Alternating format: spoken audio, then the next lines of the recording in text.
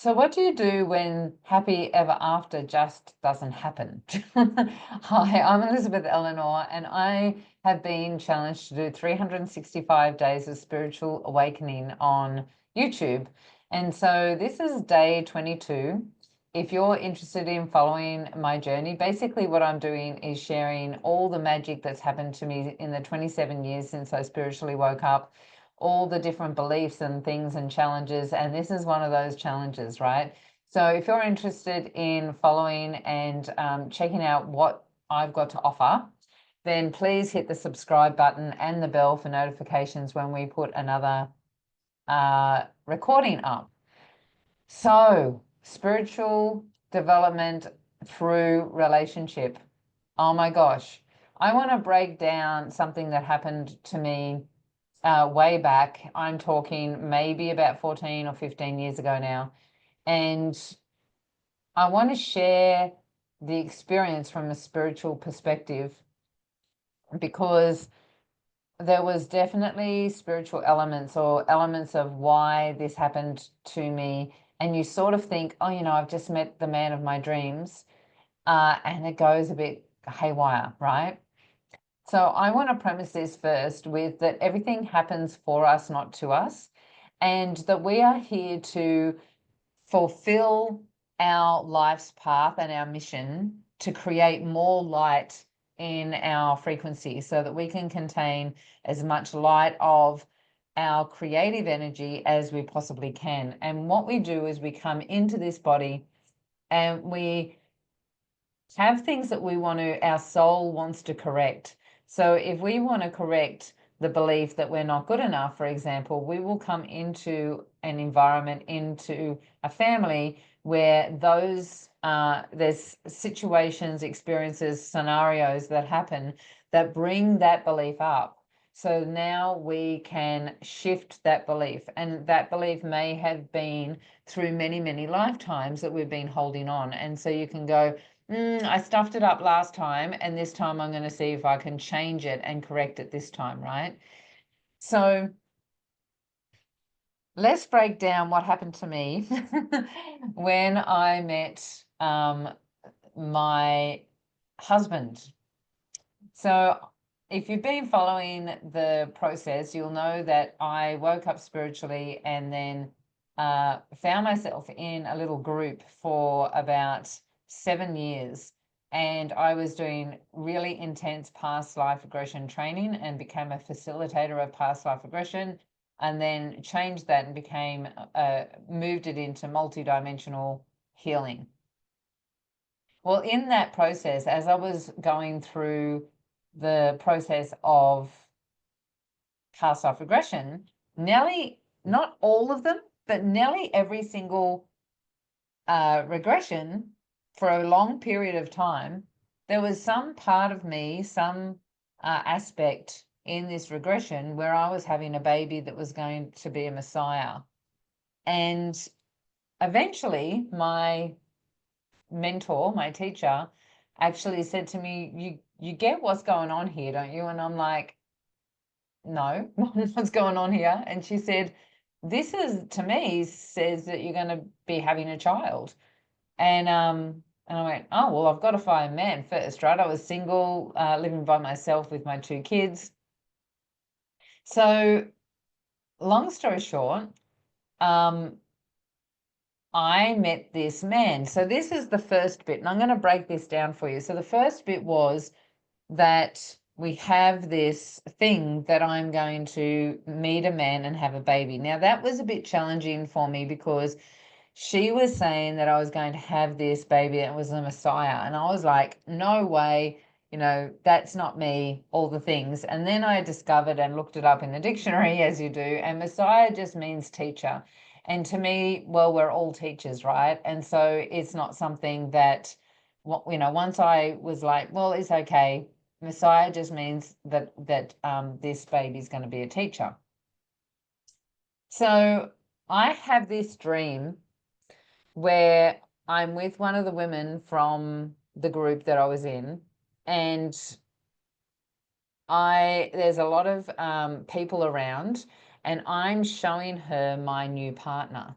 And in the dream, she was on my left-hand side, and there was all these people around, and this man, so this shadow came from out the back, like, you know, from the back of the room. And I said to her, oh, here he is now. Well, fast forward, I think maybe 3 years, and her daughter had met a backpacker. And through that process, he eventually came to our area, and everyone was saying, hey, you should meet this guy. He's really cool. You know, he's a singer-songwriter, plays the guitar, you know, all the things, right? And I just kept on missing him. Well, this one day, I would go to her house, and it's school holidays, so there's kids running around everywhere, and she's cleaning out her garage, carport it was, and she said, oh, that guy's here. You'll get to meet him now. So we both sit down on this lounge, and she's on my left-hand side, and just like in the dream, he comes around from the back of this room, from the back of the yard. But in the dream, I said to her, here he comes now. But in reality, she said it to me. So I have this moment where I flick onto the dream. I remember the dream. There's like a power moment. I call them an illumination point. So there's this illumination point. I join the two together. This guy walks in, and lo and behold, we end up together. I'm not going to go into the story of that, right? So we end up together, and we fall pregnant. I'm 38 years old, and 9 weeks into the pregnancy, I start bleeding, and only to find out that I have a 15-centimeter fibroid, which is huge, apparently. And everyone, all the doctors, all the specialists were like, she's 38 years old, she's 9 weeks pregnant, and she's got a 15-centimeter fibroid. So they were like passing me around. No one wanted to deal with me. So I had no symptoms, which is very rare. Apparently, like, women with fibroids often have bloating, very heavy periods, painful periods, all the things. And I had no symptoms whatsoever. And so through the process, I was about halfway through the pregnancy, and I lost Sarah. I had a 38-hour labor, and it was really intense because it was 20 weeks and my hormones hadn't kicked in.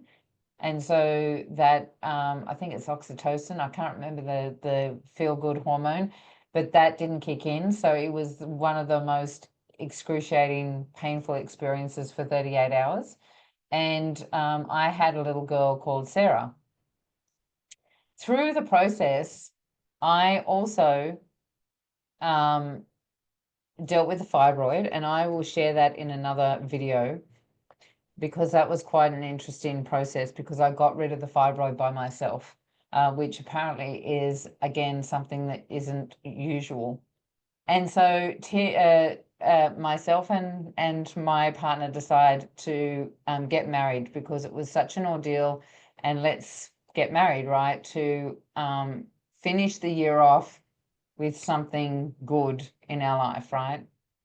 Well, as soon as we got married, he was German, and he just turned into Hitler. It was unbelievable. It was like a switch had switched on, and all of a sudden he became very, very controlling, very, very narcissistic. My children didn't want to be around him, from being, you know, almost like the most amazing partner in the world, to switching to them being too scared to even come out of their rooms because of him. It was really challenging. Now, you can imagine, I was already a spiritual woman. I was already on the path I had a very successful business. I had a beautiful relationship with my children. Everything was going really well in my life. My health was great. You know, I just gone through this fibroid where I got rid of it. You know, don't still have my uterus, no scars, all the things. And then this happens. And I'm like, what the fuck? How did this actually happen? And so through the process, I had to discover why this happened and why I created almost the same identical experience that I'd had in a similar relationship 10 years prior. And I went through the whole process looking at why did I create this? And this is where I wanted to break it down, because I didn't just go into victim mode. I discovered what was going on for me and what was my belief that had created me to be in this experience where I had attracted another narcissistic relationship. So I stayed and stayed and stayed until I could work out why I had created this. What was the belief within me that had held me in this frequency to attract someone again in the similar experience? And what I discovered as a healer was that I had a belief within me that I needed to heal everyone, because what I worked out was I had quite a few friends in that were psychologists, and they were all like, you know, hey, guess what's happening? You know, you're in an abusive relationship, and they were sort of supporting me. And one of them said, hey, do you think that he could have what was called Asperger's at the time, and now it's high functioning autism? So we looked at the whole experience, and I realized that I had created, because of a belief that I had, that I, as a healer, needed to heal my partners, because I still had this running commentary inside me, an unconscious pattern from my father, who was sick when I was young on a kidney machine, and that I had to support the men in my life by healing them. And so once I recognized that, once I flipped that and shifted that mindset and did some work around it, I was able to go in, because I knew now that I've found that, I will never create this relationship again, because this vibration of feeling like I needed to heal my partners meant that it neutralized that, and I was no longer going to create that in my life again. And now I'm in a beautiful relationship with somebody else, you know, and you'll hear, you know, like we met at the beach, a fairy tale experience.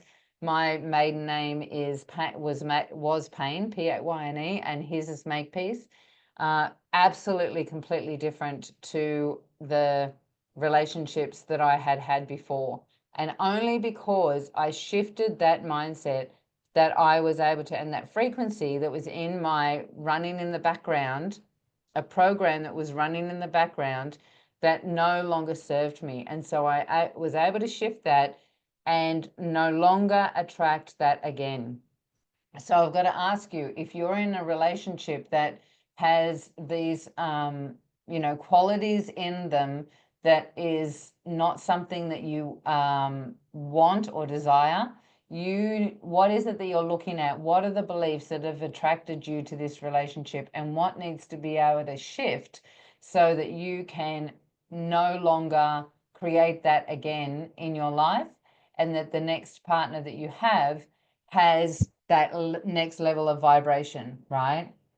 Because I don't personally believe that we're all here to have a happily ever after with the one person.